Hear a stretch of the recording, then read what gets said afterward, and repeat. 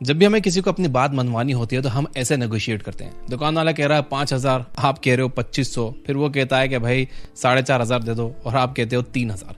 थोड़ा आप बढ़ते हो, थोड़ा वो कम करता है, ले देखिए बात बीच में कहीं अटक जाती है। फिर आप उठ के चले जाते हो इस उम्मीद में कि वो वापस बुला लेगा, पर वो बुलाता ही नहीं है। लेकिन क्या आप जानते हो कि ये नेगोशिएशन का सबसे बेकार तरीका है। विलियम यूरी और Roger Fisher, Harvard negotiation project के फाउंडर्स, इन दोनों ने साथ मिलकर एक लेजेंडरी बुक लिखी, गेटिंग टू यस। मैंने रिसेंटली ये बुक पढ़ी और जो चीजें मैंने सीखी, भाई सच में मेरा तो दिमाग हिल गया। इस किताब से मैं 4 बातें तुम्हें ऐसी बताऊंगा जो तुमने सीख ली तो तुम नेगोशिएशन के मास्टर बन जाओगे, चाहे वो सैलरी हाइक के लिए करनी हो या फिर कोई जमीन की डील करनी हो। तो चलिए शुरू करते हैं। देखो, नेगोशिएशन का मतलब ये नहीं है कि बात को 50-50 में डिवाइड कर दिया जाए या फिर सिर्फ अपनी बात पर अड़ जाया जाए कि भाई या तो मेरी मान या रहने दे। नेगोशिएशन में कोई विनर या लूजर नहीं होता। नेगोशिएशन क्या होती है, मैं आपको कुछ एग्जांपल्स देता हूँ। पहला एग्जांपल, 2 आदमी लाइब्रेरी में खिड़की के पास बैठे झगड़ा कर रहे होते हैं। एक बोलता है कि विंडो खोलो, फ्रेश एयर चाहिए। दूसरा बोलता है कि नहीं, बंद रखो, हवा से पेपर्स उड़ रहे हैं। अब क्या करें, उस खिड़की का एक फ्लैप खोल कर एक बंद कर दें या फिर पूरा खोल दें या पूरा बंद कर दें। इन दोनों की बहस सुनते हुए लाइब्रेरियन आता है, दोनों की बात सुनता है, फिर जाके दूसरी वाली खिड़की खोल देता है। फ्रेश एयर भी आ गई, पेपर भी नहीं उड़े, दोनों खुश। ये होता है नेगोशिएशन, स्मार्ट सॉल्यूशन जो दोनों को सेटिस्फाई करे। एक और एग्जांपल लो, 2 लोग केक शेयर करना चाहते हैं पर हर तरह से काट लो। दोनों बोलेंगे कि भाई मेरा पीस छोटा है, सामने वाला का बड़ा है। अब इसका क्या सॉल्यूशन है? दोनों में से एक को बोलो केक काटने के लिए और दूसरे को बोलो पहला पीस पिक करने के लिए। जो कट करेगा उसे पता होगा कि अगर उसने छोटा बड़ा पीस काट दिया तो सामने वाला बड़ा पीस ही उठा लेगा। इसलिए वो बहुत ही केयरफुली केक को बराबर हिस्से में ही काटेगा, क्योंकि अगर गलती करी तो छोटा पीस उसे मिलेगा। अगेन स्मार्ट सॉल्यूशन, यानी कि सांप भी मर गया और लाठी भी नहीं टूटी। अब एक लास्ट एग्जांपल, 2 बच्चे एक ऑरेंज के लिए लड़ रहे हैं। उनका बाप आता है, सीधा 50-50 काट के आधा एक को देता है और आधा दूसरे को। एक बच्चा फ्रूट खा के छिलका फेंक देता है, दूसरा छिलका निकालकर उसे केक बनाने में लगाता है और अंदर का फ्रूट फेंक देता है। अब ये एक स्मार्ट तरीका नहीं हुआ। यानी नेगोशिएशन का असली मतलब दोनों पार्टी को 50-50 देना भी सही नहीं है।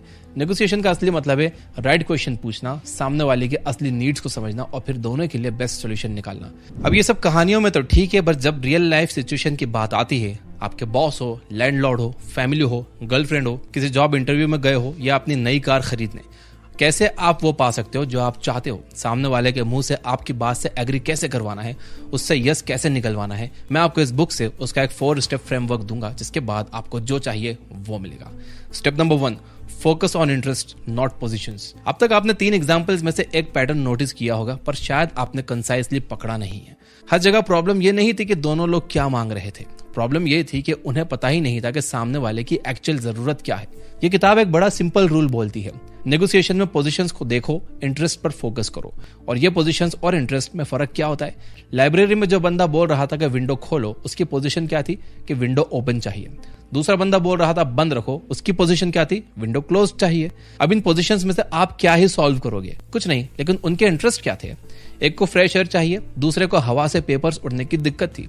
ये 2 इंटरेस्ट अलग अलग प्रॉब्लम सॉल्व कर रहे थे, और जब आप इंटरेस्ट ढूंढ लेते हो ना, सॉल्यूशन ऑटोमेटिकली मिल जाता है। अब ये आप रियल लाइफ में कैसे अप्लाई करोगे? ये सुनने में इजी लगता है, लेकिन प्रैक्टिकली सबसे टफ पार्ट होता है, क्योंकि पोजीशंस तो क्लियर होती हैं, ये चाहिए या फिर ये नहीं चाहिए। इंटरेस्ट हिडन होते हैं, कभी इमोशंस के पीछे, कभी ईगो के पीछे, कभी कंफ्यूजन के पीछे। तो इंटरेस्ट फाइंड कैसे करोगे? आंसर बहुत सिंपल है, आस्क व्हाई। हाँ, बस यही एक वर्ड, व्हाई। तुम ये क्यों चाहते हो? तुम्हारे लिए इसके पीछे रियल रीजन क्या है?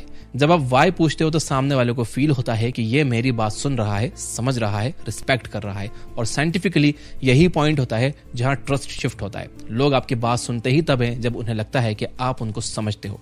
और यहाँ एक इंपॉर्टेंट बात भी है, आपको भी अपने इंटरेस्ट क्लियरली एक्सप्रेस करने जरूरी है। कभी कभी सामने वाला आपका पॉइंट ऑफ व्यू समझता ही नहीं है। देखो, हम सभी इमोशनल क्रिएचर्स हैं और हम आपस में कनेक्ट भी इमोशंस के बेसिस पर ही करते हैं। अपना वाई बताने से आप खुद को छोटा नहीं दिखा रहे हो, आप नेगोशिएशन में पीछे नहीं हट रहे हो, बल्कि एक स्टेप और आगे जा रहे हो। इसलिए अगर आप अपने बॉस को सीधा ये कहो कि छुट्टी चाहिए, तो उसका सबसे पहला सवाल होता है क्यों चाहिए, ताकि वो ये जज कर पाए कि आपका जो रीजन है वो वर्थ इट है या नहीं। तो नेगोशिएशन को कभी भी 1 वर्सेस 1 फाइट की तरह मत देखो, बल्कि इसे ऐसे देखो जैसे आप दोनों एक ही कार में ड्राइव करके एक ही मंजिल पे जाना चाह रहे हो और दोनों में बस ये बहस चल रही है कि रास्ता कौन सा बेस्ट है। अब आप सोचोगे ठीक है, इंटरेस्ट फाइंड करना सीख लिया, पर जब दोनों के इंटरेस्ट क्लैश कर जाएं, एक को प्राइस हाई चाहिए, दूसरे को लो चाहिए, तब फेयर कैसे डिसाइड करें? बस इस सवाल का जवाब ही है step number 2, use fair standards. कभी कभी दोनों साइड्स के इंटरेस्ट क्लियर होने के बाद भी कॉन्फ्लिक्ट खत्म नहीं होता। आपको कम रेंट देना है, लैंडलॉर्ड को ज्यादा रेंट चाहिए। आप हाई सैलरी चाहते हो, बॉस बोलता है कि बजट टाइट है। आपको लो प्राइस चाहिए, सेलर बोलता है कि भैया इतने की तो खरीद भी नहीं है। अब यहां पर अगर आप बैक एंड फोर्थ आर्ग्यूमेंट में गए ना, तो नेगोशिएशन वही 1 वर्सेस 1 फाइटिंग गेम की तरह बन जाता है। एक पंच आप मारते हो, दूसरा पंच सामने वाला मारता है। अब इससे बचने के लिए एक काम करो, पर्सनल ओपिनियंस को साइड में रख के ऑब्जेक्टिव और फेयर स्टैंडर्ड का यूज करो। मतलब क्या है, आप और सामने वाला दोनों मिलकर डिसाइड करो कि फाइनल डिसीजन आपकी मर्जी से नहीं, फेयर रूल से होगा। जैसे केक वाला एग्जांपल याद करो, दो लोग केक को फेयर तरह से शेयर नहीं कर पा रहे थे। चाहे कैसा भी काट लिया जाए, दोनों को लगता था कि सामने वाले का पीस बड़ा है। लेकिन जब एक ने केक कट किया और दूसरे को पीस चूज करने का ऑप्शन दिया गया, तो सॉल्यूशन ऑटोमेटिकली फेयर बन गया, क्योंकि ये सिस्टम फेयर स्टैंडर्ड पे बेस्ड था, ना कि ईगो, ना गेसवर्क, बस फेयरनेस। मान लो कि आप घर बना रहे हो और कॉन्ट्रैक्ट में लिखा ही नहीं कि फाउंडेशन कितनी डीप होनी चाहिए। कॉन्ट्रैक्टर बोलता है कि 2 फीट सही है, आप बोलते हो कि नहीं, स्टैंडर्ड तो 5 फीट है। अब आप यहाँ दोनों जितना आर्ग्यू करोगे उतनी टेंशन बढ़ेगी। पर अगर आप सिंपली बोलो कि देखो भाई साहब, मैं गलत भी हो सकता हूँ, आप भी गलत हो सकते हो, चलिए एक काम करते हैं, क्या सरकारी गाइडलाइंस में इस तरह की मिट्टी के लिए कोई स्टैंडर्ड मेंशन है? अर्थक्वेक रिस्क के हिसाब से सेफ डेप्थ क्या होती है, चलिए एक बार चेक कर लेते हैं। इससे क्या होता है, इंस्टेंटली ईगो फाइट खत्म, कन्वर्सेशन मी वर्सेस यू से शिफ्ट होकर मी प्लस यू वर्सेस प्रॉब्लम बन जाता है। यही नेगोशिएशन का आर्ट है। पर ये फेयर स्टैंडर्ड्स आखिर होते क्या हैं? Market price, government rules, legal requirements, industry benchmarks, expert opinions, scientific guidelines, agreement से पहले डिसाइड किए हुए रूल्स। ये सब पर्सनल बायसेस से दूर होते हैं। जब आप फेयर स्टैंडर्ड यूज करते हो तो सामने वालों को लगता ही नहीं है कि आप उन्हें फोर्स कर रहे हो, उन्हें लगता है हम दोनों मिलकर करेक्ट डिसीजन कर रहे हैं। ये एक बड़ा साइकोलॉजिकल शिफ्ट होता है जो उन्हें यस बोलने पे मजबूर कर देता है। अब शायद आप सोच रहे होंगे कि ठीक है भाई, फेयर स्टैंडर्ड यूज करना भी सीख लिया, पर नेगोशिएशन में एक और प्रॉब्लम होती है, जब दोनों साइड्स के इंटरेस्ट डिफरेंट होते हैं। एक चीज दो लोगों को चाहिए, पर रीजंस, पर्पस, इंटेंशंस दोनों अलग अलग होते हैं। यही डिफरेंस मैक्सिमम लोगों को प्रॉब्लम लगता है। लेकिन ये डिफरेंस ही आपकी बिगेस्ट अपॉर्चुनिटी होता है, जहां आप ऐसे ऑप्शंस क्रिएट करते हो जिससे दोनों साइड्स को 100% मिल सकता है जो वो चाहते हैं। यही है step number 3, invent options for mutual gain. Orange वाला एग्जांपल याद कीजिए, दोनों बच्चे एक ऑरेंज के लिए लड़ रहे थे। फादर ने सीधा 50-50 काट दिया, फेयर लगा, लेकिन रिजल्ट क्या हुआ? एक बच्चे ने सिर्फ फ्रूट खाकर छिलका फेंक दिया, दूसरा सिर्फ छिलके से केक बनाता है और फ्रूट फेंक देता है। सही में सोचिए, अगर थोड़ा सा टाइम लेकर दोनों से ये पूछा जाता कि आपको ऑरेंज क्यों चाहिए, तो दोनों को 100% मिल जाता जो उन्हें एक्चुअली चाहिए था। पर मिला कितना? बस आधा। ये एग्जाम्पल नेगोशिएशन का सबसे इंपॉर्टेंट लेसन सिखाता है। नेगोशिएशन का गोल 50-50 नहीं होता, गोल होता है क्रिएटिव सॉल्यूशंस ढूंढना जहां दोनों को 100-100 मिले। बट ये ऑप्शंस मिलते कैसे हैं? इन्हें क्रिएट करना पड़ता है, और ये करना भी एक स्किल है। और इस स्किल के 4 सिंपल स्टेप्स हैं। Step 3A, brainstorm freely. आप और अपोजिट साइड या आपकी साइड के लोग सब एक टेबल पर आ सकते हैं। एटमॉस्फेयर कैजुअल रखिए, ओपन माइंडेड, और बस एक काम कीजिए, आइडियाज आइडियाज आइडियाज। चाहे वो स्टूपिड लग रहे हो, चाहे अनरियलिस्टिक हो, चाहे स्ट्रेंज हो, सब कुछ लिख लो।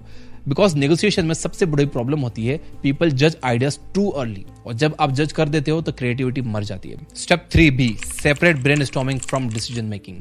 ये बहुत इंपॉर्टेंट है। ब्रेनस्टॉर्मिंग स्टेज में कोई भी आइडिया गुड या बैड नहीं होता, कोई डिसीजन नहीं, कोई क्रिटिसिज्म नहीं, कोई एनालिसिस नहीं, बस क्रिएट करो। बाद में जब ब्रेनस्टॉर्मिंग फिनिश हो जाए तब आइडियाज को फिल्टर करो, इंप्रूव करो, बेस्ट ऑप्शंस चूज करो। यह प्रोसेस आपकी नेगोशिएशन को ब्लेम गेम से निकालकर सॉल्यूशन गेम में डाल देती है। स्टेप 3C, डिफरेंसेस को प्रॉब्लम मत समझो, वही सॉल्यूशन बन सकता है। मैक्सिमम लोग नेगोशिएशन में डिफरेंस को एनिमी मान लेते हैं। इनका पर्पस अलग है, मेरा अलग है, इसको कुछ और चाहिए, मुझे कुछ और चाहिए। लेकिन इस बुक के ऑथर कहते हैं, differences are not the problem, differences are the opportunity. Orange के एग्जाम्पल में ऑप्शंस इसलिए मिले क्योंकि दोनों बच्चों का इंटरेस्ट अलग था। एक फ्रूट, एक छिलका। अगर इंटरेस्ट सेम होता तो प्रॉब्लम होती, पर डिफरेंस ने सॉल्यूशन बनाया। इसलिए नेगोशिएशन में सिमिलैरिटीज से ज्यादा डिफरेंसेस सुनना इंपॉर्टेंट होता है। स्टेप 3D, बेस्ट ऑप्शन को कंबाइन करके रिफाइन करो। ब्रेनस्टॉर्म के बाद 2-3 ऑप्शंस उठाओ और उन्हें मिक्स, ट्विक, मॉडिफाई करो। कभी एक ऑप्शन परफेक्ट सॉल्यूशन नहीं देता, बट 2 ऑप्शंस का कॉम्बिनेशन 100% परफेक्ट सॉल्यूशन दे सकता है। नेगोशिएशन एक पजल जैसा होता है, पीसेस अलग अलग होते हैं, पर जब सही जगह फिट हो जाते हैं तो पिक्चर परफेक्ट हो जाती है। अब आप सोच रहे होगे, ठीक है भाई, क्रिएटिव ऑप्शंस बनाना सीख लिए, फेयर स्टैंडर्ड सीख लिए, इंटरेस्ट आइडेंटिफाई करना सीख लिया, लेकिन एक लास्ट प्रॉब्लम हमेशा रहती है, और वो नेगोशिएशन की सबसे डेंजरस प्रॉब्लम होती है। People, human ego, misunderstanding, emotions, personal attacks, frustration, miscommunication, ये सब नेगोशिएशन को क्या बल्कि बातचीत ही खत्म कर देते हैं, और इसी को हैंडल करता है ये last step number 4, separate the people from the problem. आप चाहे कितनी भी इंटेलिजेंट स्ट्रेटेजी यूज कर लो, अगर सामने वाला का ईगो हर्ट हो गया है या उन्होंने आपकी बात गलत समझ ली है या आप डिफेंसिव हो गए तो नेगोशिएशन फेल हो जाती है। इसी वजह से किताब एक गोल्डन रूल देती है, be soft on the person but hard on the problem. Negotiation शुरू करने से पहले जस्ट इमेजिन, आपके सामने जो पर्सन खड़ा है उसे आप एक वर्टिकल लाइन से मेंटली 2 हिस्सों में डिवाइड कर दो, left side the person, right side the problem. और फिर याद रखो, आपकी लड़ाई राइट साइड से है, लेफ्ट साइड से नहीं। आप लेफ्ट साइड को रिस्पेक्ट दो लेकिन राइट साइड को चैलेंज करो। आप लेफ्ट साइड को वैल्यू करो लेकिन राइट साइड को क्वेश्चन करो। आपको लोगों को समझना क्यों जरूरी है? देखो, लोगों को समझना क्यों जरूरी है? क्योंकि लोग प्रिडिक्टेबल नहीं होते, उनका ईगो इजीली हर्ट हो जाता है, वो अपने परसेप्शन को ही रियलिटी मानते हैं, वो आपकी बात को गलत समझ सकते हैं, उनका टोन उनके इंटेंशन को मैच नहीं करता, उनकी कम्युनिकेशन हाफ बेक्ड होती है, और सबसे इंपॉर्टेंट, आप भी उनके जैसे ही इंसान हो, आप भी गलत सुन लेते हो, आप भी गुस्से में रिएक्ट कर देते हो, आपका ईगो भी कभी कभी सेंसिटिव हो जाता है। नेगोशिएशन में आपको दोनों का मिक्सचर हैंडल करना होता है, उनका भी और अपना भी। One simple trick to increase success by 20-30%। Negotiation successful होने के चांसेस तब 25 से 30% इंक्रीज हो जाते हैं जब आप बातचीत शुरू होने से पहले सामने वाले से थोड़ा टाइम बात कर लेते हो। बस हल्की सी फ्रेंडली टॉक, कैसे हैं आप, रोड पर ट्रैफिक कैसा था, आने में कोई प्रॉब्लम तो नहीं, कौन से स्पोर्ट्स में आपका इंटरेस्ट है, कोई हेवी टॉक नहीं, जस्ट नॉर्मल ह्यूमन कनेक्शन। क्योंकि जब एक इंसान इमोशनली सेफ फील करता है तो नेगोशिएशन ऑटोमेटिकली स्मूथ हो जाती है। यही रीजन है कि प्रोफेशनल नेगोशिएटर्स हमेशा पहले रीच आउट करते हैं, पहले 5-10 मिनट जस्ट बॉन्डिंग में जाते हैं। ये स्मॉल टॉक नहीं होती, ये नेगोशिएशन का फाउंडेशन होता है। 1964 में लंदन के हाइड पार्क में एक अमेरिकन फादर और उसका 12 साल ओल्ड बेटा वहां फ्रीजबी खेल रहे होते हैं, यानी कि वो प्लेट फेंकते हैं फिर सामने वाला कैच करता है। उस टाइम इंग्लैंड में फ्रीजबी अननोन थी, तो नेचुरली जब लोगों ने उन्हें देखा तो धीरे धीरे एक छोटा सा क्राउड उनके आसपास जमा हो जाता है। सब देख रहे हैं कि ये दोनों क्या कर रहे हैं। 15 मिनट के बाद क्राउड में से एक आदमी आगे आता है और पोलाइटली पूछता है, excuse me, I have been watching you both for a while, who is winning? Father पहले तो उसको देखकर हंसा, फिर उसने एक लाइन बोली, in Frisbee nobody wins, you just play. एक सिंपल सा सेंटेंस, लेकिन नेगोशिएशन के लिए ये एक ट्रुथ है। अगर आप नेगोशिएशन में विनर लूजर का गेम सोच रहे हो, अगर आपका फोकस मैं जीतूं वो हारे पर है, तो आप नेगोशिएशन का मीनिंग समझ ही नहीं रहे। नेगोशिएशन का गोल होता है working together, finding wise solution, understanding interest, saving the relationship, creating outcomes जिससे दोनों सेटिस्फाई हो सके।